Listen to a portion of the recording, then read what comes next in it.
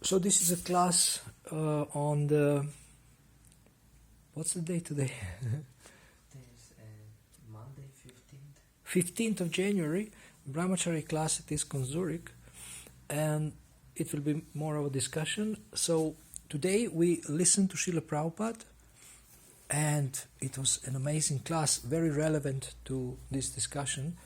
It was about the mind. But in this class, Srila Prabhupada speaks about Brahmacharya and Brahmana, Brahmacharya and Brahmana. So, do you remember something from this morning? You were there. I was also sometimes falling a little bit asleep, but I know this class from before. I heard it a couple of times. It's an amazing class. It's from the 5th canto where Rishabhadev's teachings are. So do you remember, what did you remember from this class this morning? It's about mind control. Yeah? You cannot control your mind when you gratify your senses. What? You cannot control the mind when you engage in sense gratification. Right. Okay, yes. And Brahmacari life means control your mind, control your senses, and serve your guru. Yes. Brahmacari is someone who is like Brahman. He's engaged in service of God his whole time. Can you say it loudly? Brahma. Brahma? Brahm. Brahma Janatiti Brahmana. Brahmacari is engaged in Brahma service. Brahman.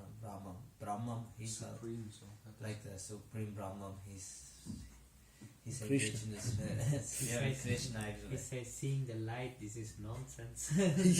Oh yeah, that's, he mentioned about meditation. People try to meditate on the light. Because they said, Sri Lanka, they said, my grandfather saw the light. Also Mahadev, even Mahadev, he saw the Mohini, Yes. and he saw the. But he also said that this was just the pastime. he also speaks about tapasya. Yes. Very important. Yes. Yeah, the pasya is important, and he says, I think at the beginning of the purport to this verse, Srila Prabhupada says that penance and austerity should never be stopped. And he explains also something, he explains in the class that you should never trust the mind. Now, it means you should never trust the conditioned mind. You should never trust the mind which is suggesting sinful self-gratification, which wants to degrade you, and which is negative. Then he was speaking about beating with the shoes and with a broomstick. And now, in the 6th chapter of the Gita, there is this thing that mind can be a friend or it can be an enemy. And when the mind is controlled, then you are already reached the super soul. You have reached the super soul. This means you can hear the super soul, you can take the guidance. So somehow there is other approaches. I mentioned this, I think,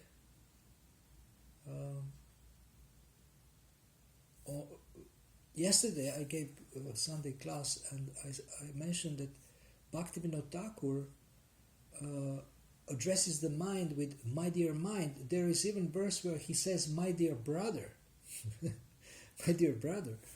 Yeah. So some devotees say that they don't want to be heavy with their mind, or they want to be harsh with their mind, but they would like to be friendly. And Bhaktivinoda Thakur is addressing the mind in a friendly way, but at the same time, if you are too soft with your mind, it will try to, degrade you, or to, play with the sinful thoughts. And now, what is the penance and austerity that you, whenever you notice, for some people it may take 15 seconds or 10 seconds. For some people, half a minute. For some people, 1 minute. For some people, 5 minutes. For some people, half an hour, until they notice that I am contemplating sinful sense gratification. So, but what is honesty? Honesty means that as soon as you notice, you say, Krishna, what is this? I don't want this. Please help me. And you stop it. So I wrote a post recently, just maybe 1 hour ago. I had this realization this morning when I was chanting. Most of us have a long way to go just to become honest, what to speak of being devotees. So what does it mean, honest? It means when no one is looking, you are honest with Krishna. Even in thinking, what to speak of doing anything, but even thinking. So I was looking for a definition of honesty in Prabhupada's teachings. And he says, honesty means Bhoktaram yagya tapasam sarvaloka maheshwaram sukhridam sarvabhutanam gyatva mam shantim richati. He also describes this verse, it's 529, as the peace formula. Peace formula. Krishna is the supreme enjoyer of all sacrifices and penances. He is the master of all the planets and all the demigods. And he is the supreme friend of all living entities. So one who understands this and lives by these three principles, he is honest.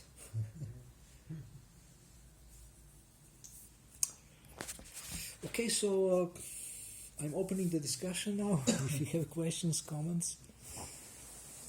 I mean, it's great that you have come, that we discussed this. This already shows some honesty. But honesty can always be increased. Yes.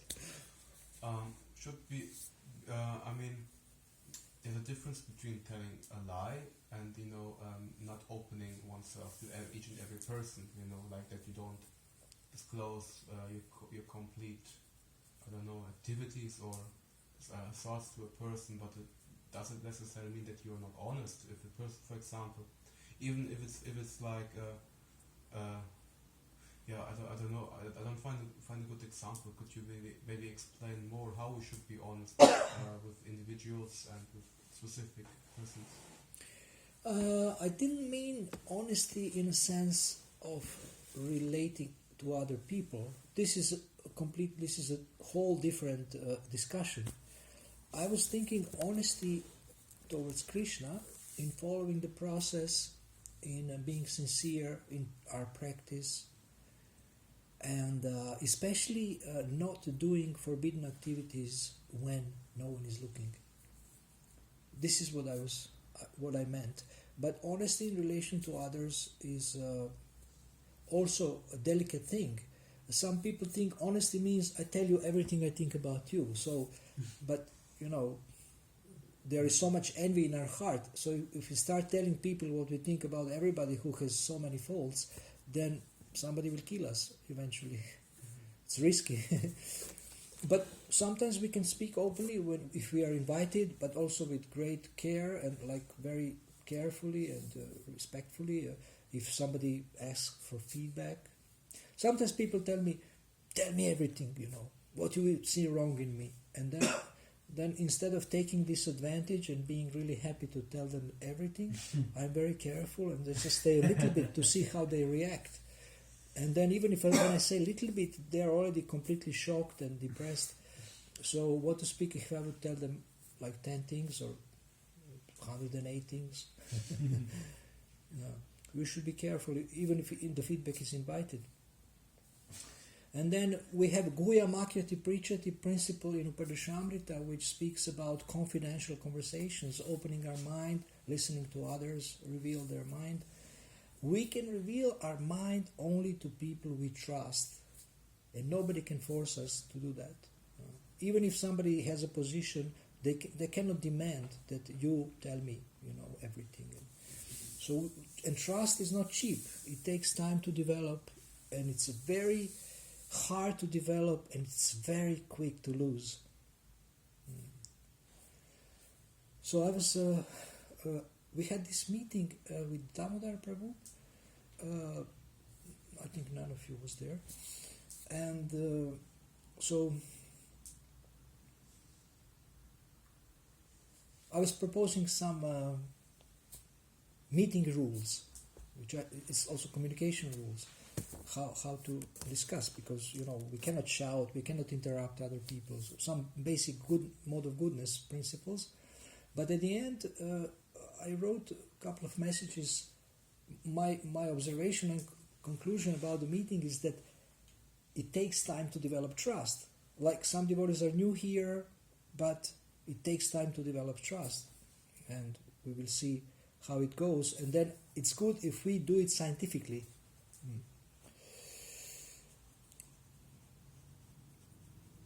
So the first honesty is with yourself, and then you can say,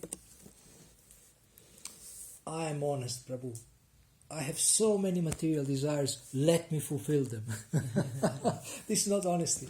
Therefore, Prabhupada says, honesty means Bhoktaram yagyatapasam sarvaloka maheshwaram sukhridam sarvabhutanam gyatva mam shantim richati. Basically, to surrender, that's honesty. Not to be honest about my faults or about your faults. That's not honesty. That's just the assessment of the reality of our conditioning, but it's not honesty.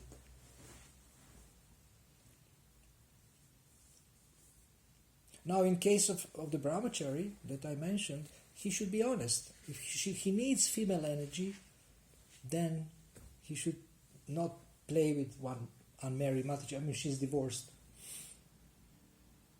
So, I don't know if I mentioned this at the last, but this is very important. At our last meeting, this is very important. It's short. Conditioned souls in male bodies need female energy to feel complete and fulfilled. Conditioned souls in female bodies need male energy to feel fulfilled and complete. But when you are connected to Krishna, you don't need that. You feel complete and fulfilled in your relationship to Krishna. And if you need to marry, if you need to associate with anybody, that's fine, but you are not attached. And you don't depend on somebody's support, emotional support, physical, whatever. You are happy and fulfilled with your relationship with Krishna. Yes? But is it not like that? I mean, if we are honest and everyone have this sexual desire or this attraction for women, and does it mean everyone have to fulfill it, or I mean, to be authentic, or that we have all to fulfill the desire, or what does it mean? I mean, everyone have this attraction, or not, or only someone. Or?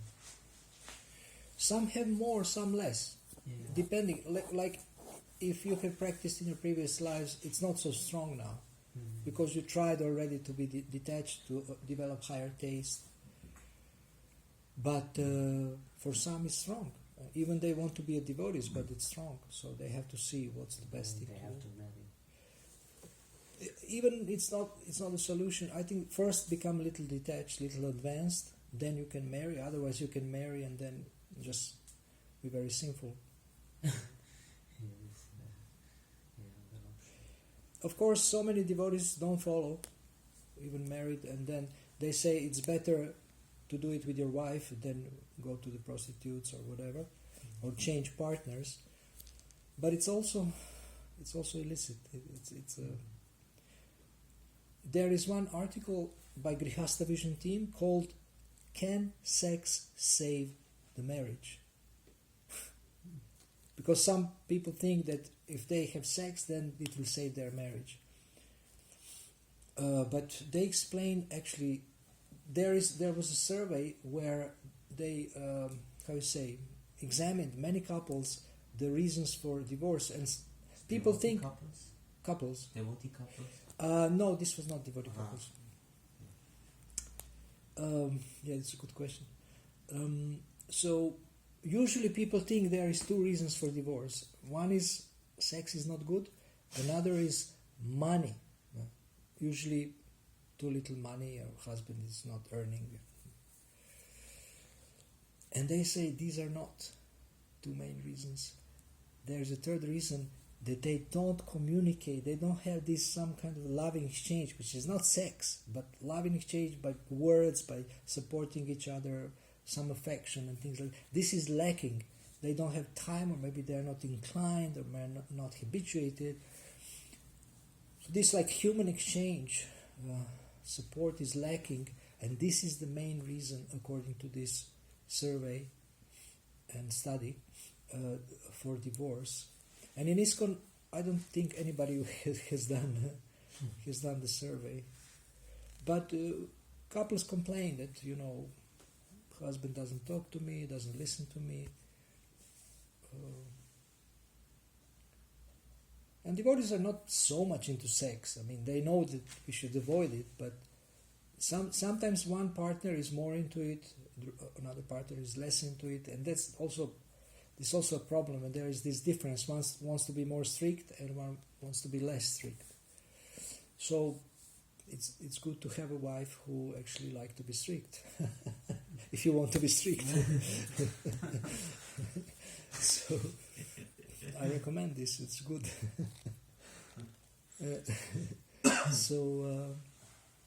Yeah. Kann wir für mich die Frage übersetzen? Yeah. Because I understand all, but speaking is... Who can translate? Wie sollen wir damit umgehen, wenn als Brahmacari du hast immer Bandleader und manchmal man hat sozusagen ein Problem damit, sie sind neidisch auf dich, wenn du mehr verteilst, sie schicken dich an schlechte Spots und sie schauen nur, dass für sich immer alles gut ist. Und wie soll man als Brahmacari allgemein damit umgehen? Muss man immer nachher surrendern? Wie soll man das handeln? He's asking about how to manage a situation when, as a brahmachari, sometimes some van leaders, Sankirtan van leaders are envious because one is distributing more or less, and then they will send you some bad spot or envy that because of envious, and then what should he do? Should he just surrender as a brahmachari? Und man merkt einfach, die Chemie ist nicht so gut in Van. Yeah, and he see that the chemistry is not so nice, and what to do in this situation, how to.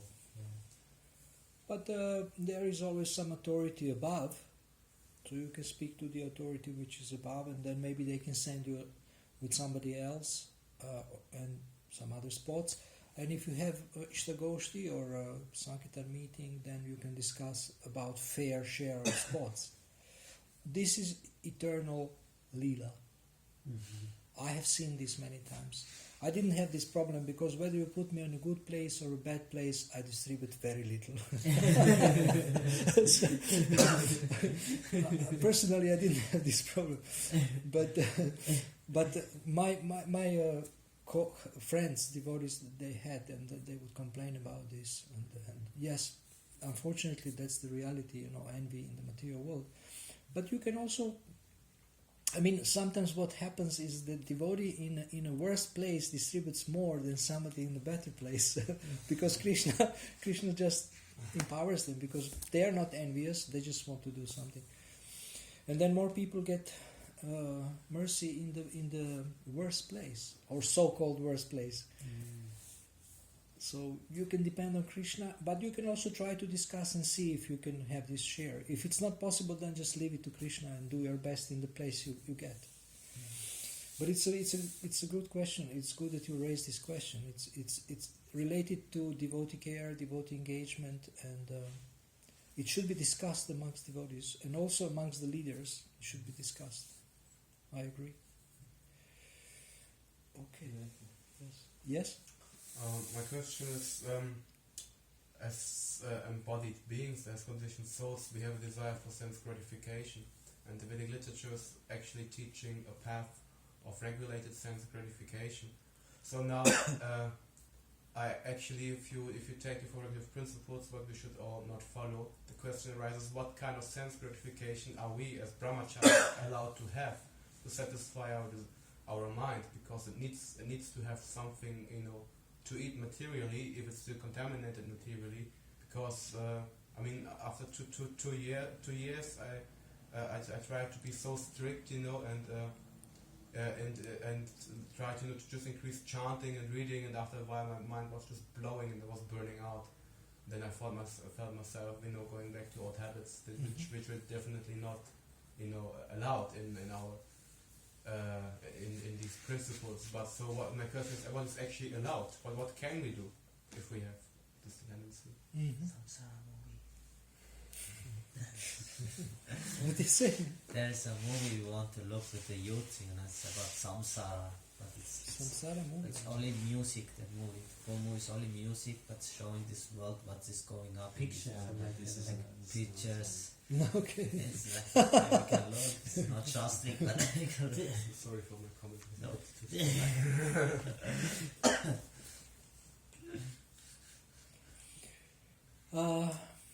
Prabhupada said we should learn to be satisfied with simple enjoyment. Like, for example, now this is a problem here because he said we should be satisfied with simple food, but here we have like 10 preparations for every meal. Then actually this feeling of lacking something is just a mental concoction. There is a verse in the Gita which speaks that all these desires come from mental concoction. So if we understand I'm not the mind who is generating so many desires, then you can try to work on choosing different desires. So in Bhakti Yoga we don't reject desires, but we try to purify them, try to transform them, try to sublimate them, and try to choose different desires. So what, for example, you find pleasure in something, and then in Bhakti Yoga you start to find pleasure in something. Like maybe you like kirtan, or you like nice stories, or... So I was studying in Prabhupada's teachings about this, and I compiled one text. It's actually excerpt from Prabhupada's conversation or lecture, and it's called "What Can Replace Sex?" And you know, this title sounds so bombastic, and I think everybody would be interested to read the answer to this question. And Prabhupada said how these beautiful inhabitants of the spiritual world are not attracted to sex and to each other. And he said because they are really, really enjoying chanting and dancing. So we consciously want to develop more taste for this. What is allowed and what Prabhupada encouraged is overeating. That's one. Yeah, he encouraged this in the beginning. Eat a lot. And we give up so much, all kinds of sense gratification, but nobody's saying don't eat too much. And over the years you get sick and then you become a little renounced. My ex-wife, she asked Bhakti-Vibhava Maharaj, how can we become detached from eating a lot of prasadam? And at that time he was maybe 50 or 45. He said that when you get old you will start losing teeth. And so he didn't say no, start eating less, but he said it will naturally come. You cannot digest. It's very difficult. Now, if you get married, then you can touch your wife, but you don't try to engage in sinful exchange, physical exchange. You can hug your wife, or if this is any pleasure for you, I don't know, or for anybody, you can have, if it's possible, some nice conversation, encouraging each other. This is also helpful. It's like people need some kind of energy to feel fulfilled, feel satisfied, as I mentioned. And this is some kind of sense gratification where you get some pleasure from another conditioned soul, but it shouldn't be sinful. And I don't know, if your back hurts and somebody massages you, this is not sinful.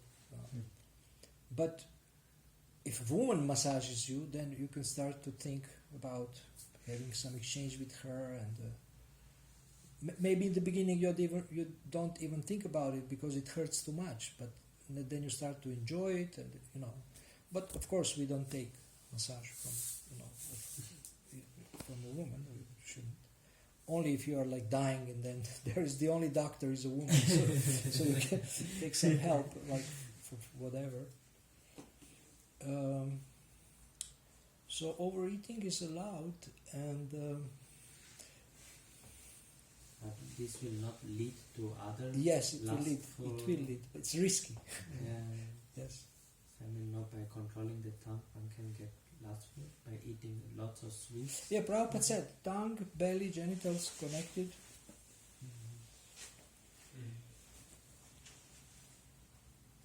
Yes. My question was more like, for example, playing games like chess, or doing something with your family, even watching movies which are maybe not even directly connected to devotional services. My question is not if that will help us advance spiritually, it's just if it is allowed for us to do it, if we have such a desire and we can still practice our spiritual life and make advancement. You can do anything you want. There is so many standards. People have this standard, but the problem is when they start to make lower standard, the standard, like they say, this is a standard. Like some devotees cannot chant 16 rounds, and then they say, "Oh, the quality is important." So better to chant one round, but really focused, really attentive, and so this is very obviously an excuse. It's boring for them. It's hard. Hare Krishna, Hare Krishna. They can't pronounce. So one round. So don't make a new standard with your excuses. But devotees watch movies. I mean, we had a whole discussion in Ireland. Why devotees watch movies. So it was not judgmental. I didn't want it to be a judgmental discussion. It was like a workshop or something.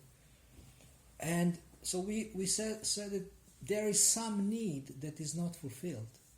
And we want to watch something and some maybe exchange, some love, something, some hero. And then we said that we can think how this need can be fulfilled in Krishna consciousness. So if, for example, you want to be a hero, and instead of watching a movie called Braveheart, Mel Gibson, which is a really hero movie, then you try to become a hero on the street by distributing books. Or read Krishna book. Huh? Or reading Krishna book. Read Krishna book, there is a lot of heroes there. Become Krishna. Huh? And become Krishna on the street. That was a joke. No, then you will attract a lot of gopis.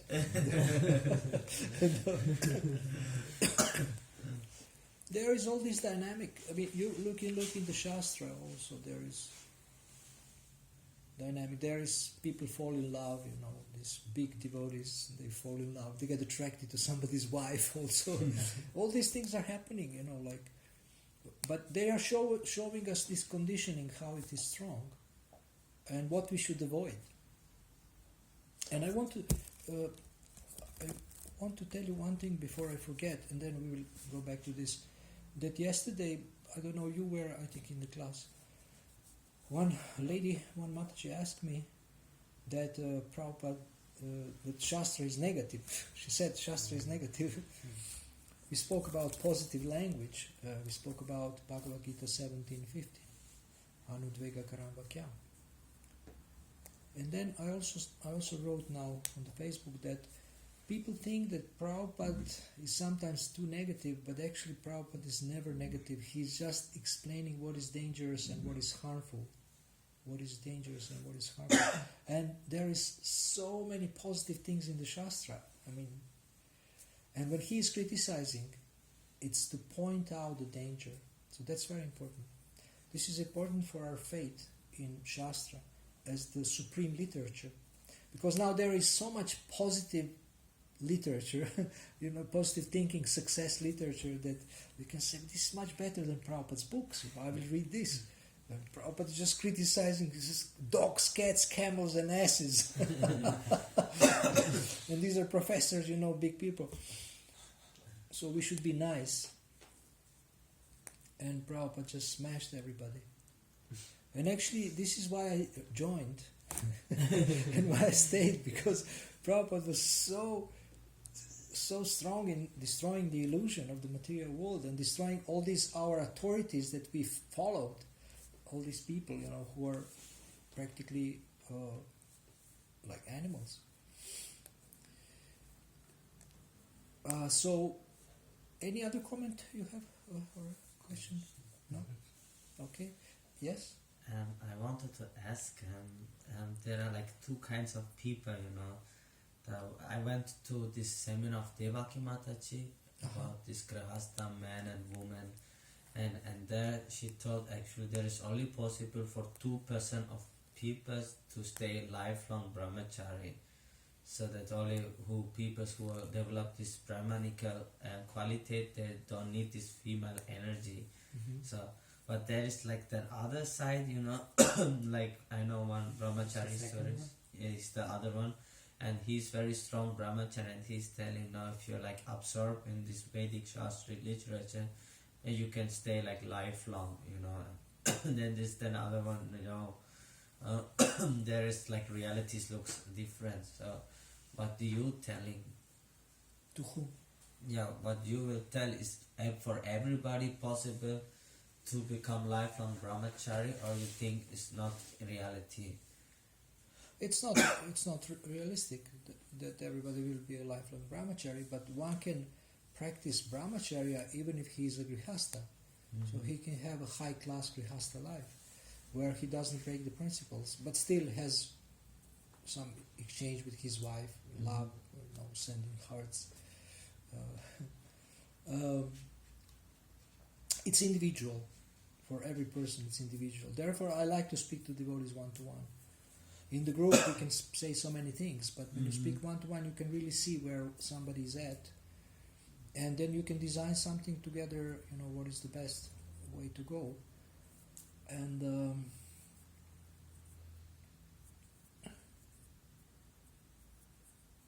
people also come from different backgrounds. Like, for example, one devotee grew up with his mother and sisters, even no father, so he's always with women. So how he can be a brahmachari? I mean, he's just surrounded with this energy.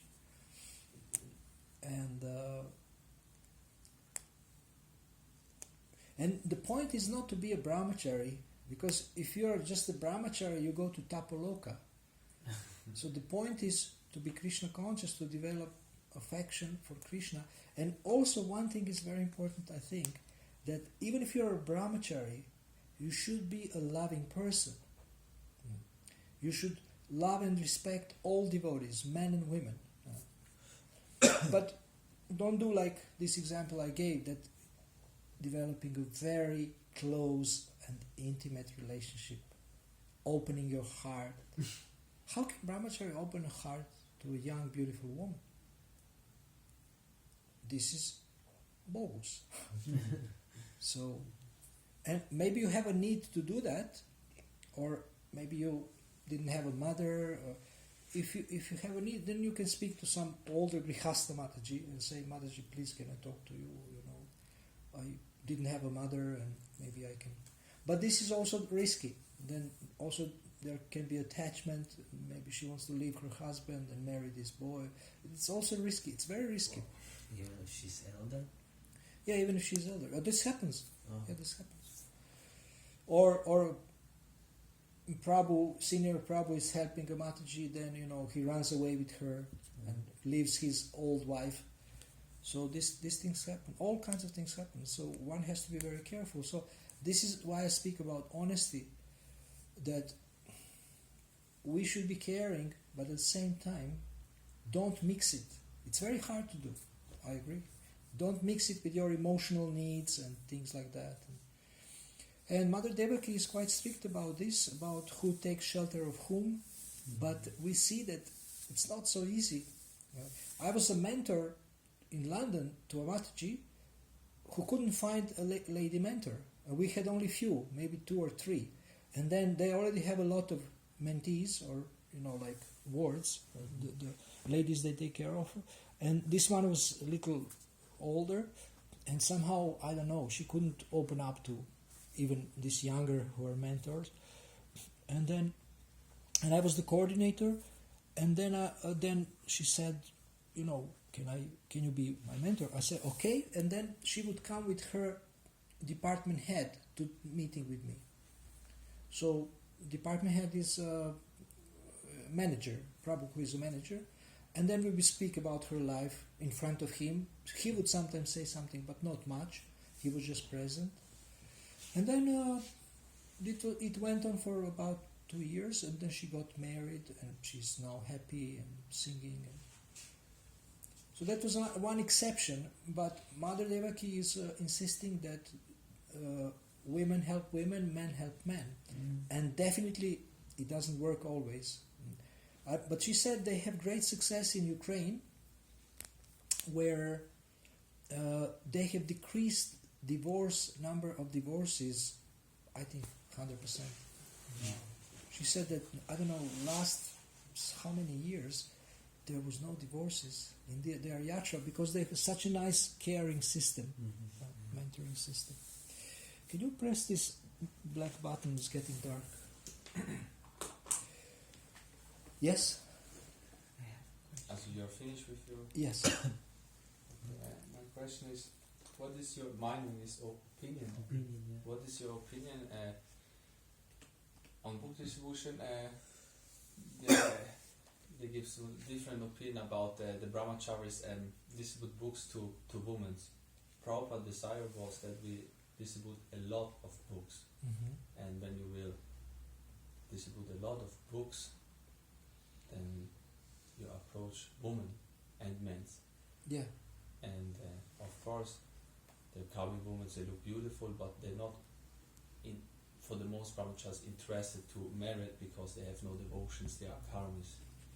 But subtle, this contaminated is here. That's here. Always. What is your opinion? Is better you are more fixed, or you need to be honest with yourself.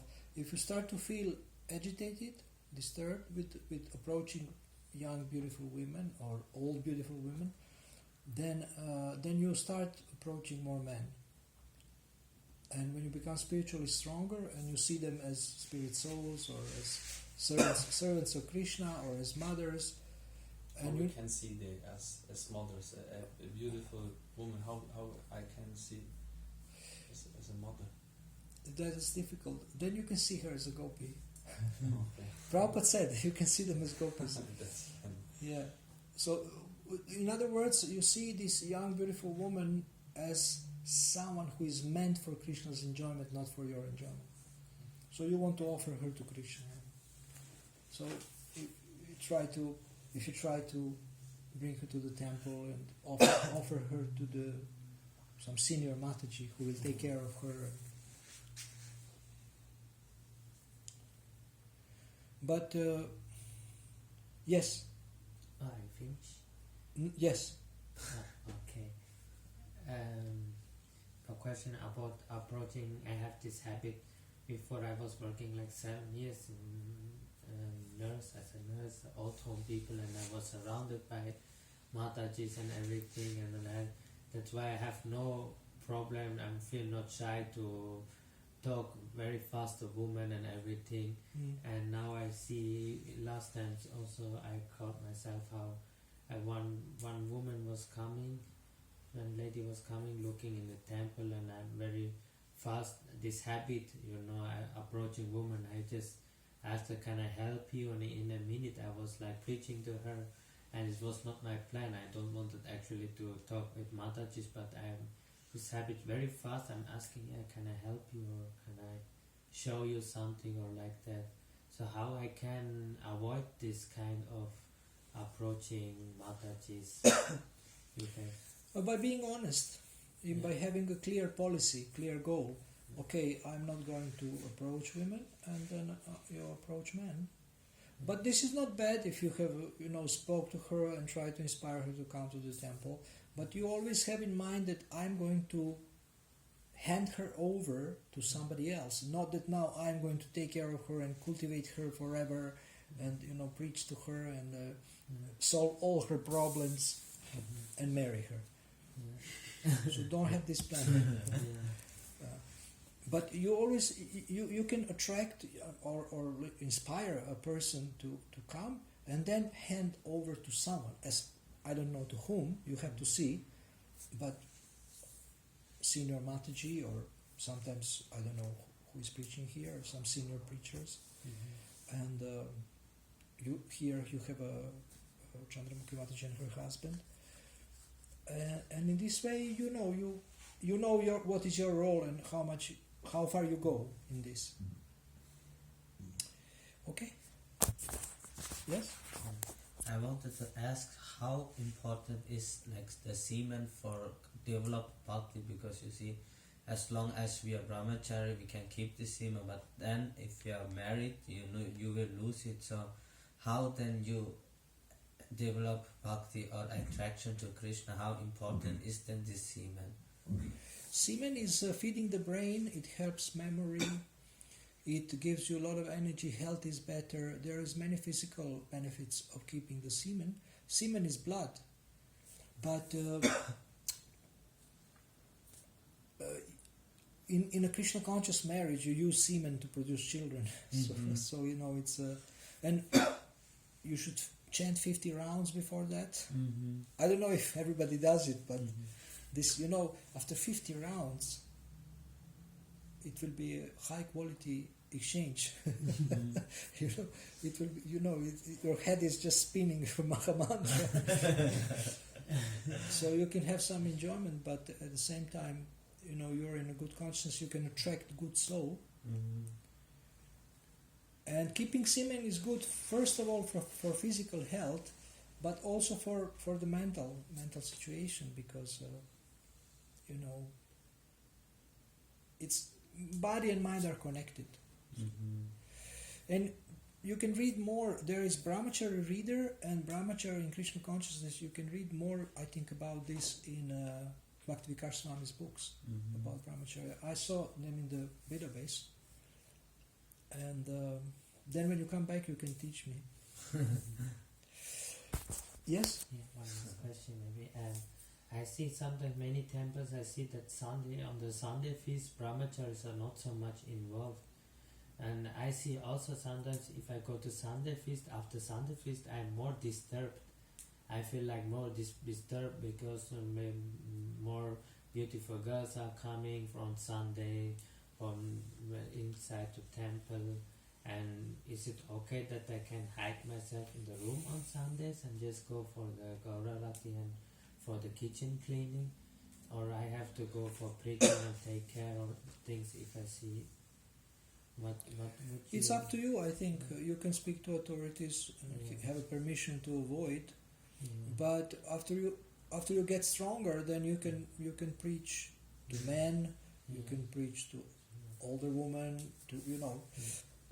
Sometimes you can speak, maybe not too long, with a younger woman, but then always think, my intention is to hand her over to somebody else.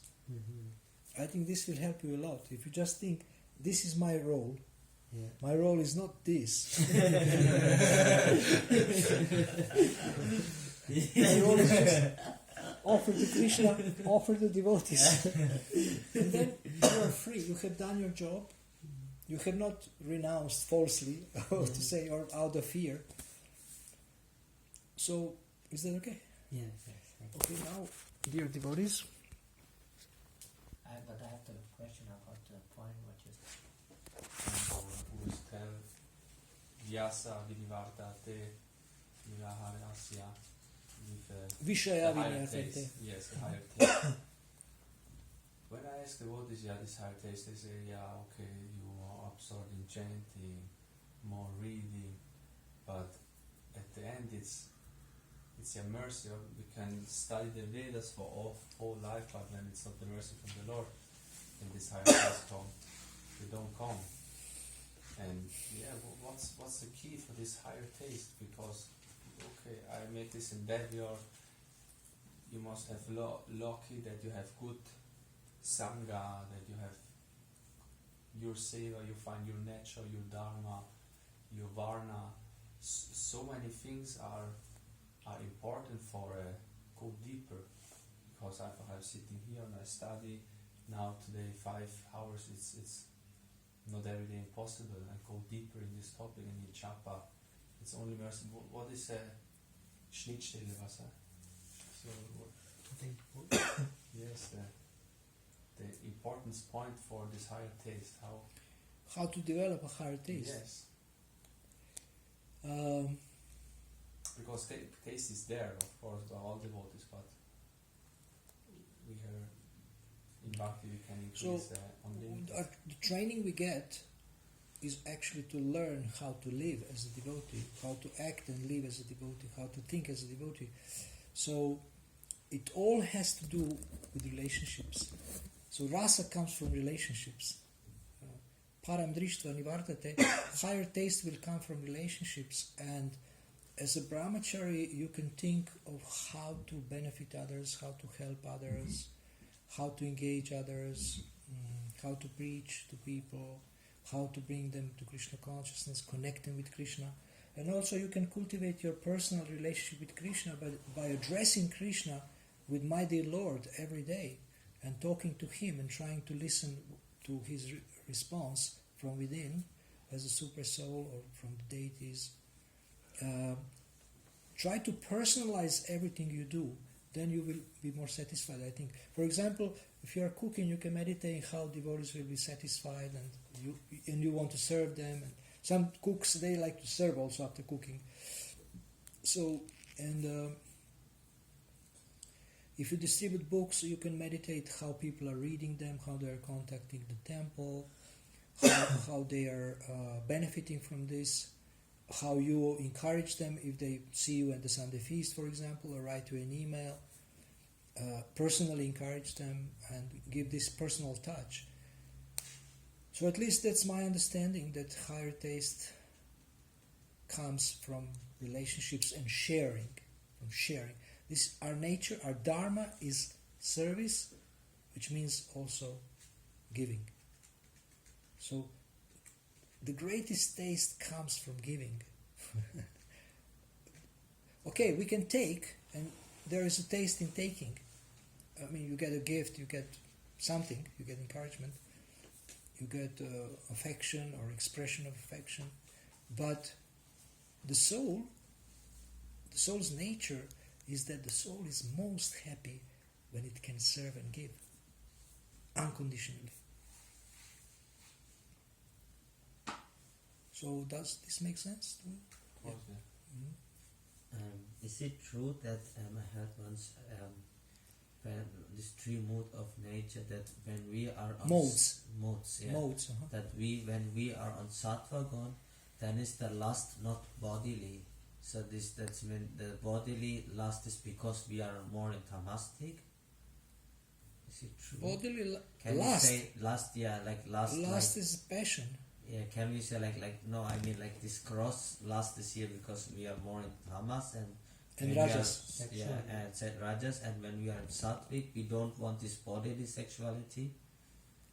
Is it true? Yeah, yeah, and the person in goodness, he is conditioned by the sense of knowledge and happiness. This is directly from the Gita. One who is in goodness, he is conditioned by the sense of knowledge and happiness. You know, you have some people who have a lot of knowledge and they're in the goodness, good people, happy. But they, because they like it, they will probably be born again. Usually, mode of goodness, material mode of goodness, is mixed with passion and ignorance to some extent. It's not pure. Pure goodness is Shuddha Sattva, it's transcendental platform. So we strive for that. Mm-hmm. And then we will have always this. Because one sannyasi told me you will have till you die this sexual desire. He told this thing will always come even if you are old, then this will come, because I thought if you get elder and elder and elder, these things will go down, and if you come more sattvic platform, that the sexual desire, this bodily sexual desire will decrease. But the more you advance, the more you will understand that you are not that desire. And it is coming from somewhere, not from you. Because you have already decided not to choose this. So it's coming again, the thought is coming. We last Brahmacari meeting, we spoke about catching this at the level of thinking, not letting it develop into feeling, into willing, and into action. And you know, you have this letter somewhere?